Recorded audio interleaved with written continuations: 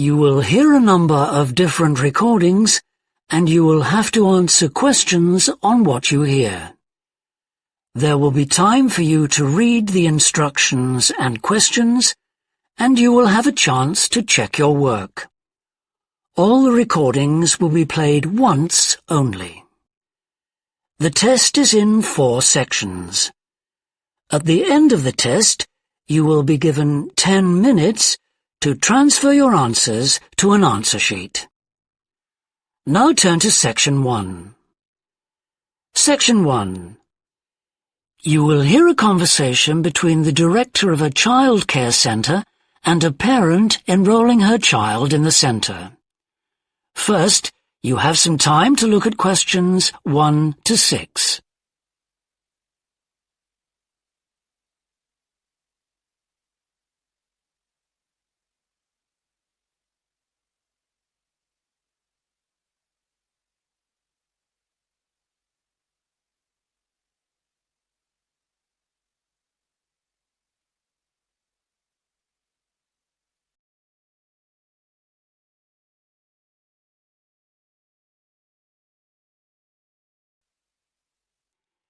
Now we shall begin.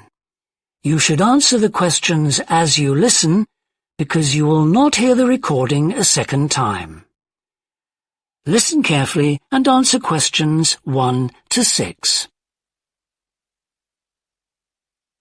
Good morning. Welcome to the Early Learning Childcare Centre. How may I help you? Hi, I spoke to you last week about enrolling my daughter for next year. Oh, yes. I'll just get some details from you. So, you're her mother? That's right. And can I have your name? It's Carol Smith. And your daughter's name? It's Kate. Now, we have several groups at the centre and we cater for children from 3 to 5 years old. How old is your daughter? She's 3 now, but she turns 4 next month. I'll put 4 down because that's how old she'll be when she starts. Fine.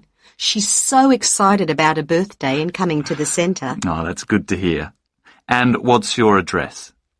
It's 46 Wombat Road. That's W-O-M-B-A-T. Woodside 4032. And what's the phone number? Oh, it's 3345-9865. So, have you decided on the days you would like to bring your daughter here? I'd prefer Monday and Wednesday if possible.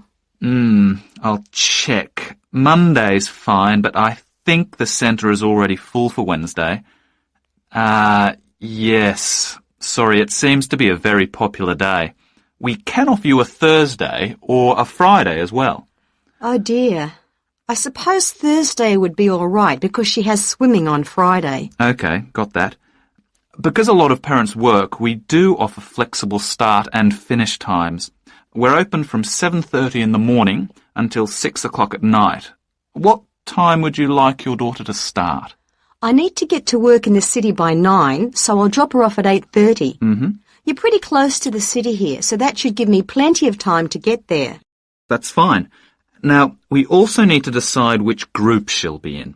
We have 2 different groups and they're divided up according to age.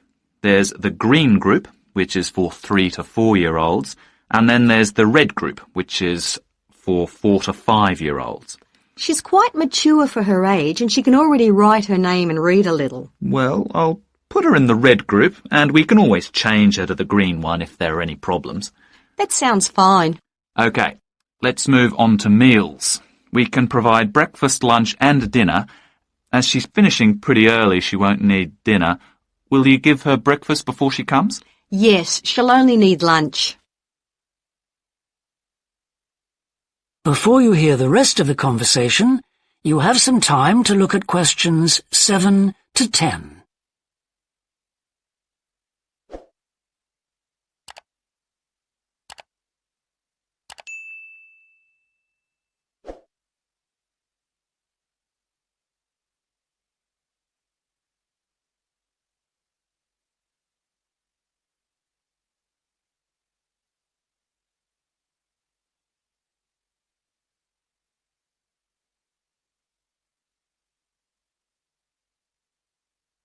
Now listen and answer questions 7 to 10.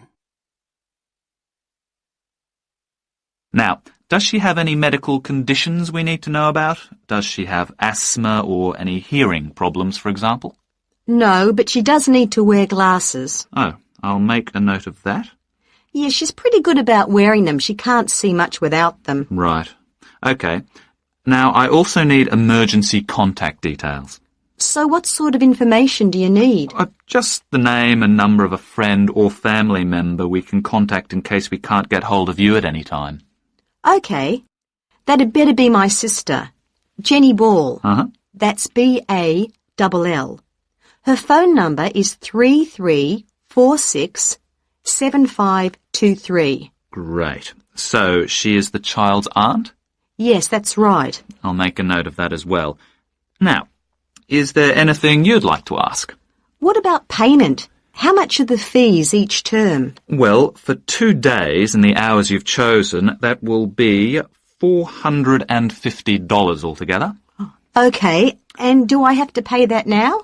No, we send out invoices once the children start at the centre.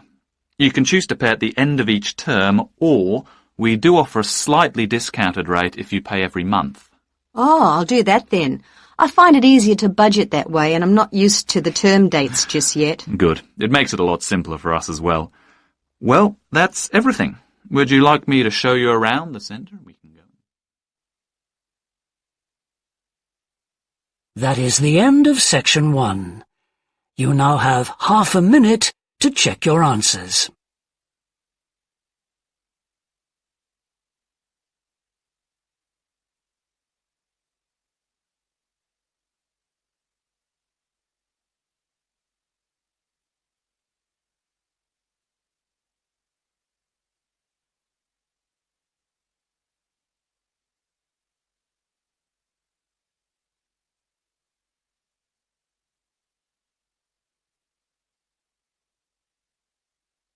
Now turn to Section 2. Section 2. You will hear a woman called Alice Bustle talking on the radio about the Dolphin Conservation Trust, an organization which tries to protect dolphins. First, you have some time to look at questions 11 to 15.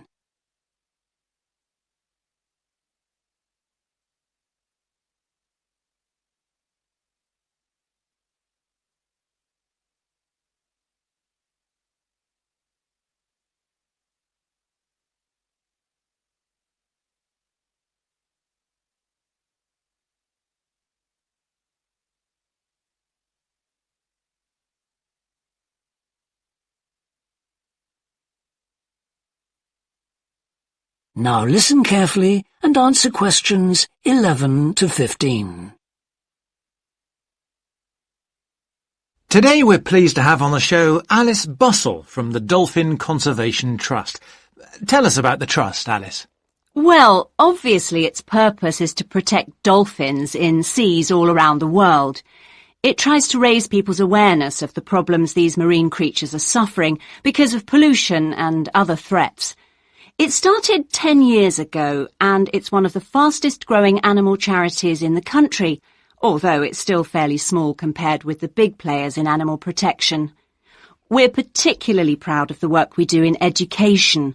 Last year, we visited a huge number of schools in different parts of the country, going round to talk to children and young people aged from 5 to 18. In fact, about 35% of our members are children. Oh. The charity uses its money to support campaigns, for example, for changes in fishing policy and so forth. It hopes soon to be able to employ its first full-time biologist with dolphin expertise to monitor populations. Of course, many people give their services on a voluntary basis, and we now have volunteers working in observation, office work and other things. I should also tell you about the award we won from the Charity Commission last year for our work in education. Although it's not meant an enormous amount of money for us, it has made our activities even more widely publicised and understood. In the long term, it may not bring in extra members, but we're hoping it'll have this effect.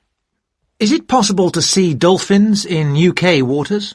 Yes, in several locations. and we have a big project in the east part of Scotland. This has long been a haven for dolphins because it has very little shipping. However, that may be about to change soon because oil companies want to increase exploration there. We're campaigning against this because although there'll be little pollution from oil, exploration creates a lot of underwater noise. It means the dolphins can't rest and socialise. This is how I became interested in dolphin conservation in the first place. I had never seen one, and I hadn't been particularly interested in them at school. Then I came across this story about a family of dolphins who had to leave their home in the Moray Firth because of the oil companies, and about a child who campaigned to save them.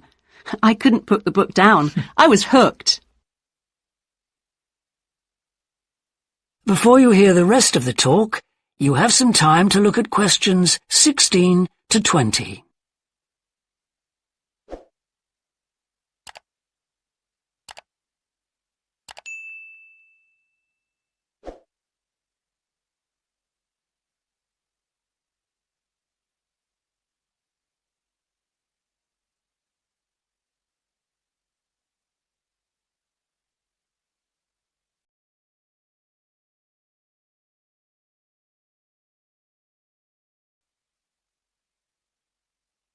Now listen and answer questions 16 to 20. I'm sure our listeners will want to find out what they can do to help. You mentioned the Adopt a Dolphin scheme. Can you tell us about that? Of course. People can choose one of our dolphins to sponsor. They receive a picture of it and news updates. I'd like to tell you about 4 which are currently being adopted by our members: Moondancer, Echo, Kiwi and Samson.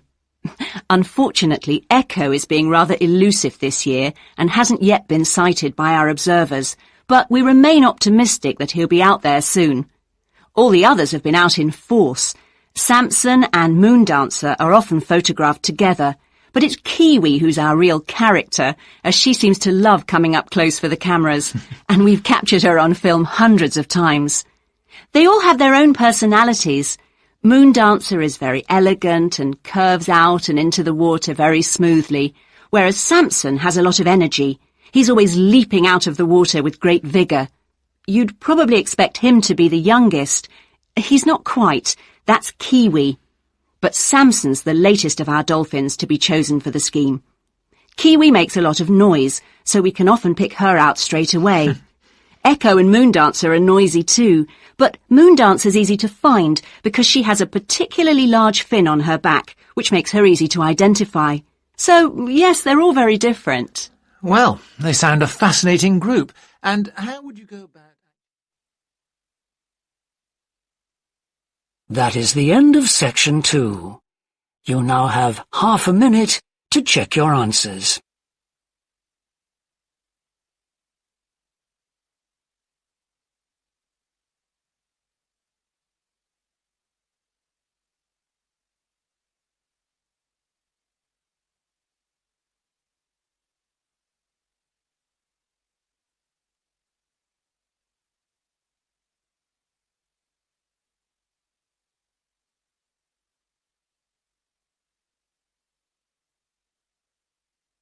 Now turn to section 3. Section 3.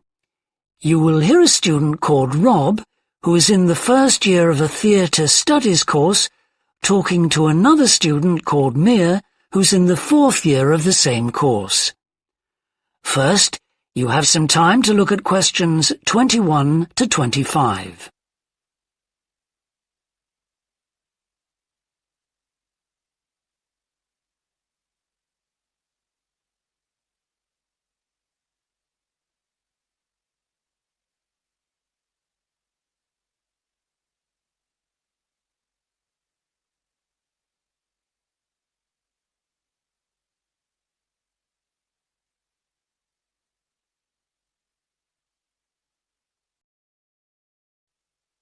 Now listen carefully and answer questions 21 to 25.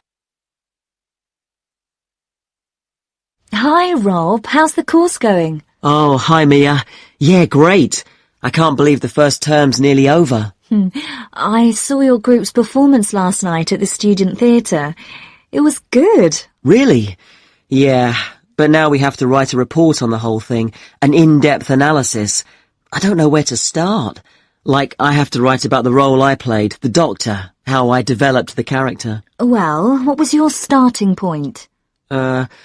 My grandfather was a doctor before he retired, and I just based it on him. Okay, but how? Did you talk to him about it? He must have all sorts of stories, but he never says much about his work, even now. He has a sort of authority, though. So, how did you manage to capture that? I'd visualize what he must have been like in the past when he was sitting in his consulting room listening to his patients. Okay, so that's what you explain in your report. Right. Then there's the issue of atmosphere. So in the first scene we needed to know how boring life was in the doctor's village in the 1950s. So when the curtain went up on the first scene in the waiting room, there was that long silence before anyone spoke. And then people kept saying the same thing over and over, like, cold, isn't it? Yes, and everyone wore grey and brown and just sat in a row. Yes, all those details of the production. And I have to analyse how I functioned in the group, what I found out about myself. I know I was so frustrated at times when we couldn't agree. Yes. So did one person emerge as the leader? Sophia did. That was okay. She helped us work out exactly what to do for the production, and that made me feel better, I suppose. When you understood what needed doing? Yes. And Sophia did some research, too. That was useful in developing our approach. Like what? Well, she found these articles from the 1950s about how relationships between children and their parents, or between the public and people like bank managers or the police, were shifting. Interesting. And did you have any practical problems to overcome? Well, in the final rehearsal, everything was going fine until the last scene. That's where the doctor's first patient appears on stage on his own. The one in the wheelchair? Yes, and he had this really long speech with the stage all dark except for one spotlight. And then that stuck somehow, so it was shining on the wrong side of the stage. But anyway, we got that fixed, thank goodness. Yes, it was fine on the night. Before you hear the rest of the discussion, you have some time to look at questions 26 to 30.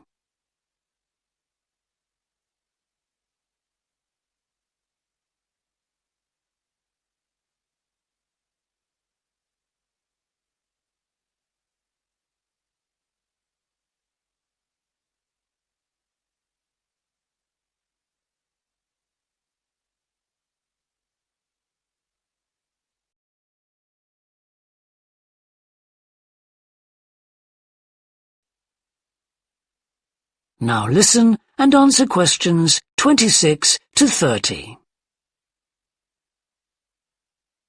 But while you're here, Mia, I wanted to ask you about the year abroad option. Would you recommend doing that? Yes, definitely. It's a fantastic chance to study in another country for a year. I think I'd like to do it, but it looks very competitive. There's only a limited number of places. Yes. So, next year, when you're in the second year of the course, you need to work really hard in all your theatre studies modules. Only students with good marks get places. You have to prove that you know your subject really well. Right. So, how did you choose where to go? Well, I decided I wanted a programme that would fit in with what I wanted to do after I graduate. So I looked for a university with emphasis on acting rather than directing, for example. It depends on you.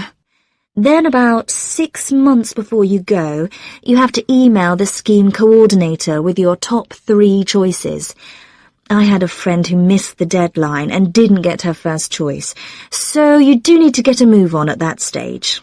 You'll find that certain places are very popular with everyone. And don't you have to write a personal statement at that stage? Yes. Right. I'll get some of the final year students to give me some tips. Maybe see if I can read what they wrote. I think that's a very good idea. I don't mind showing you what I did. And while you're abroad, don't make the mistake I made. I got so involved I forgot all about making arrangements for when I came back here for the final year. Make sure you stay in touch so they know your choices for the optional modules. You don't want to miss out doing your preferred specialisms. Right. That is the end of section 3. You now have half a minute to check your answers.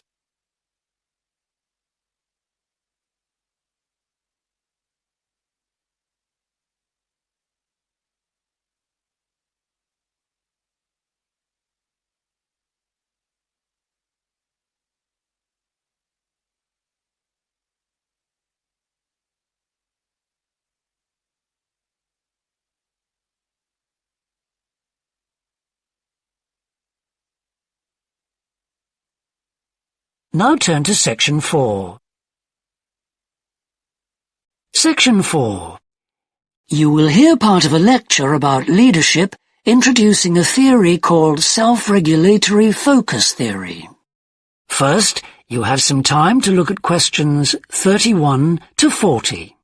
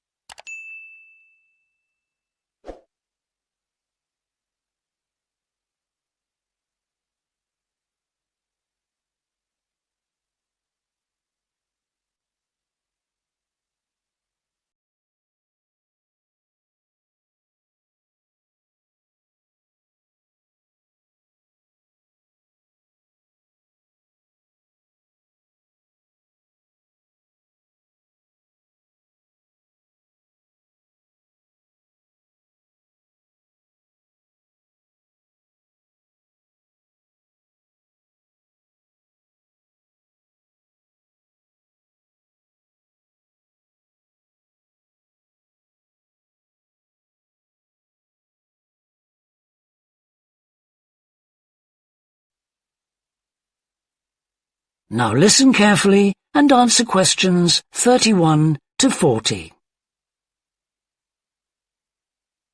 Today, I want to talk about self-regulatory focus theory and how the actions of leaders can affect the way followers approach different situations. Self-regulatory focus theory is a theory developed by Torrey Higgins. He says that a person's focus at any given time is to either approach pleasure or avoid pain. These are two basic motivations that each and every one of us has, and they cause us to have different kinds of goals.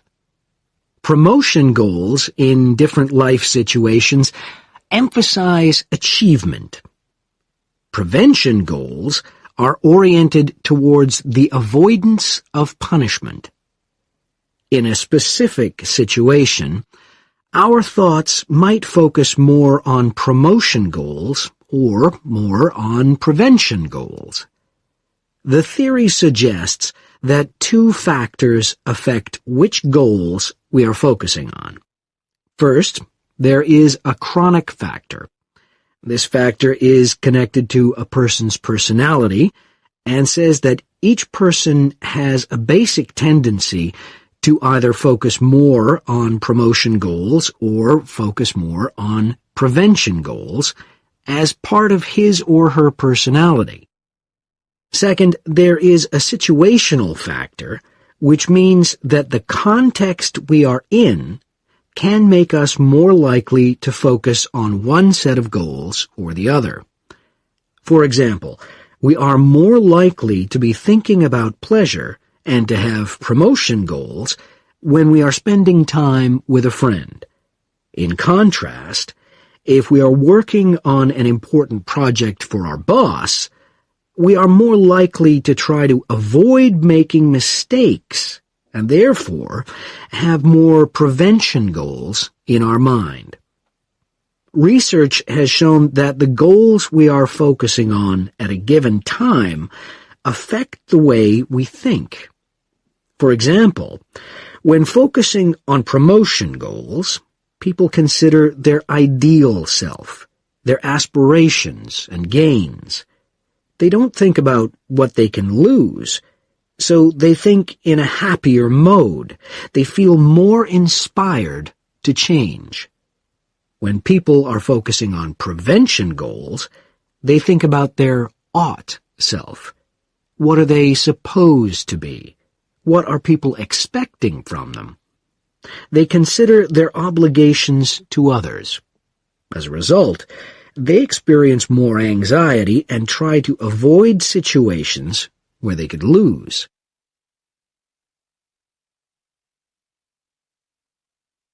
Now that I have talked about the two focuses and how they affect people, I want to look at the idea that the way leaders behave, or their style of leading, can affect the focus that followers adopt in a specific situation.